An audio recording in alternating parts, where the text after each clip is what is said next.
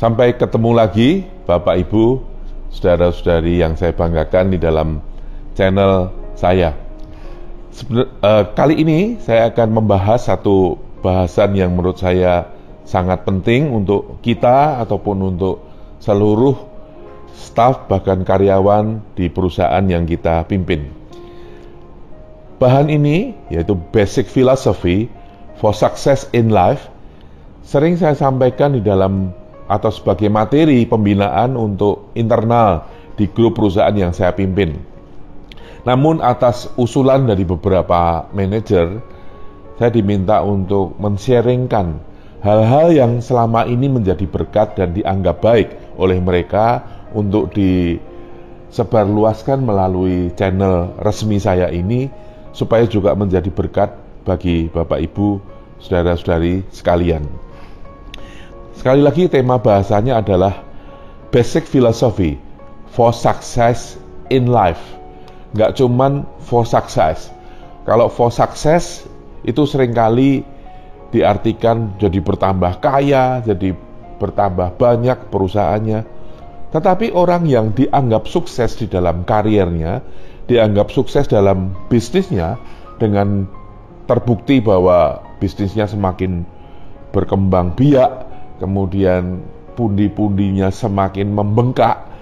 Tetapi orang yang seperti itu belum tentu sukses in life atau berhasil di dalam the whole life, di dalam seluruh kehidupannya. Nah, yang saya maksud adalah sukses secara paripurna, sukses secara menyeluruh, tidak hanya sukses di dalam bisnis dan pekerjaan, tetapi sukses di dalam hidup. Bahkan keberhasilan kita itu meluber keluar, dinikmati oleh banyak orang dan menjadi berkat. Itulah yang akan saya ulas pada pertemuan kita kali ini. Bapak Ibu saudara-saudara sekalian, kita tak asing lagi mengikuti kemajuan teknologi yang begitu dahsyat akhir-akhir ini. Misalnya, satu temuan teknologi yang hebat yang disebut-sebut Industrial 4.0 yang banyak dibahas-bahas di dalam seminar-seminar, banyak diterapkan di dalam pengelolaan industri yang baru, yang peran manusia makin hari makin kecil. Kemudian China, Huawei dengan penemuan barunya yang menggegerkan dunia, yaitu internet 5G. Luar biasa Bapak Ibu. Nah, berdasarkan kemajuan teknologi itu, banyak bisnis-bisnis baru yang juga bermunculan, startup yang basicnya dari perkembangan teknologi yang luar biasa. Nah, semua orang, khususnya generasi muda, sangat-sangat gandrung mempelajari bisnis-bisnis model baru ini. Dan saya melihat hebat sekali dan luar biasa manfaatnya bagi kemanusiaan. Semua jadi dipermudah, semuanya jadi indah, ya. Tetapi timbul pertanyaan di dalam benak saya. Apakah mereka bisa langsung sukses? Orang-orang yang menguasai teknologi baru tadi, ketika memulai suatu bisnis, apakah dijamin pasti bisnisnya akan melesat dan sukses? Ternyata tidak. Banyak juga yang gagal. Pertanyaan saya lanjutkan, apakah kiat-kiat atau kunci-kunci sukses di dalam bisnis atau di dalam hidup itu berubah dengan hadirnya perkembangan teknologi ini? Ternyata tidak. Ternyata ada basic philosophy, ada filsafat dasar, ada kiat-kiat dasar yang tidak berubah sejak dahulu kala, zaman nenek moyang kita, sampai mungkin zaman ayah kita, zaman kita atau anak cucu kita nanti. Makanya ada hal yang sangat penting yang kita perlu tahu dan pelajari, yaitu basic philosophy for success in life. Bapak Ibu, kita seringkali belajar filosofi sukses itu dari negeri seberang. Misalnya, kita mempelajari Sun Tzu, seorang pahlawan perang legendaris dari China, dengan bukunya yang sampai sekarang tetap menjadi acuan bagi para CEO bisnis. yaitu buku The Art of War. Kita mungkin belajar dari samurai Jepang, Musashi, yang begitu hebat itu, begitu kesatria, begitu gentleman di dalam kepemimpinannya. Kita mungkin belajar dari Barat, dari keuangan dari Warren Buffett mungkin, atau dari Donald Trump, Presiden Amerika yang legendaris saat ini.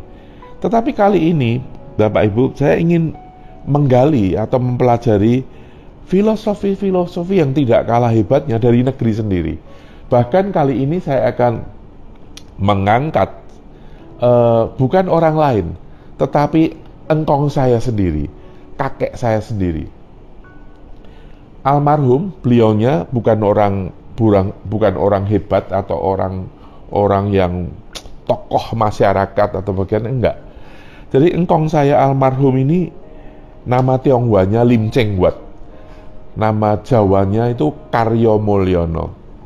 Dia tinggal di sebuah desa kecil di dekat Sragen, Solo.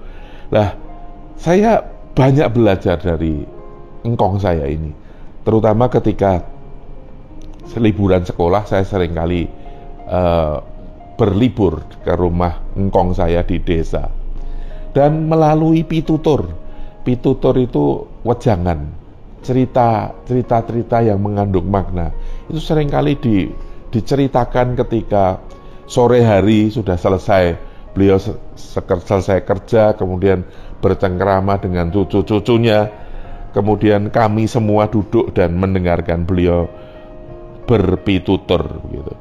Lah saya sebagai cucu yang paling besar waktu itu, mungkin yang sudah paling bisa menangkap cerita-cerita atau pitutur luhur yang engkong saya ini sampaikan ke saya.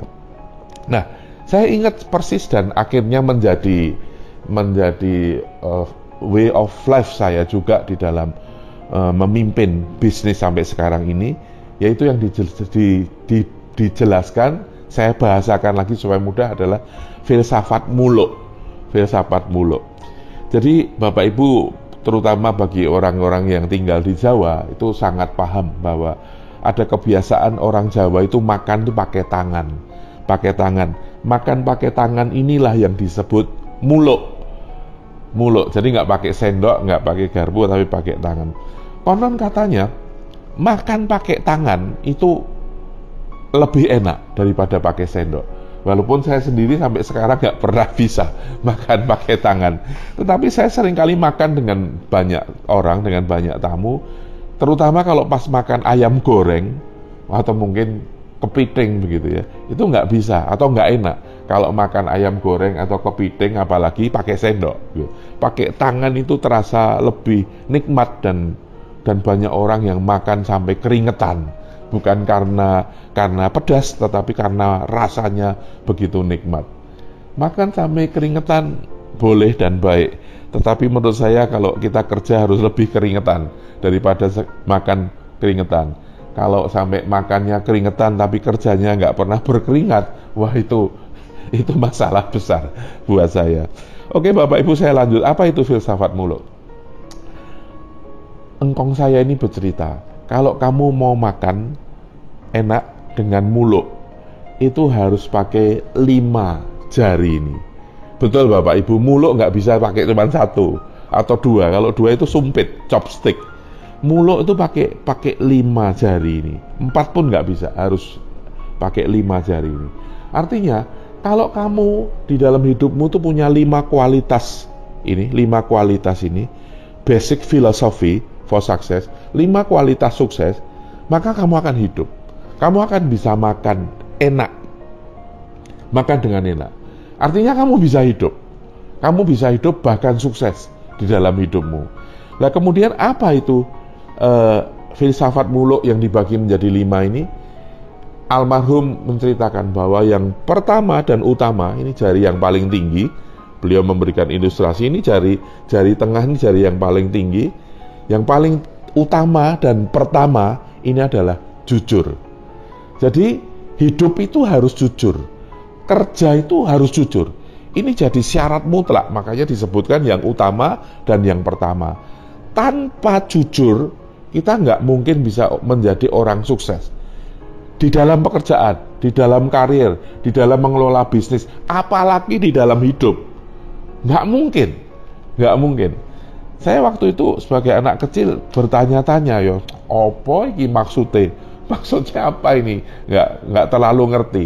Tetapi ketika saya ingat-ingat ajaran itu dan saya mulai bekerja, saya jadi sangat mengerti, bahkan sangat menyetujui dan sangat bersyukur punya engkong yang menurunkan ajaran-ajaran yang sederhana, yang beliau bukan orang-orang tokoh politik, tokoh pengusaha, enggak, cuman seorang pengusaha kecil di desa kecil di dekat Sragen. Saya jadi ingat betul itu, jujur katanya, ini sebagai kriteria atau sifat dasar yang pertama. Yang kedua katanya itu sregep. Sregep itu bahasa Indonesianya rajin.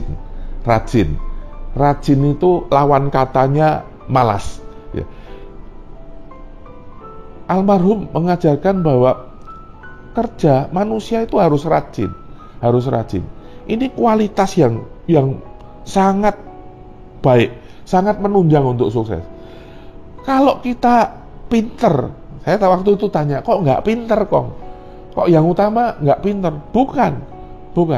Pinter itu nggak kepake katanya. Kalau kita nggak jujur atau kita nggak sregep, nggak rajin. Orang pinter itu kalau nggak rajin juga nggak sukses, menurut beliau. Dan saya setuju itu.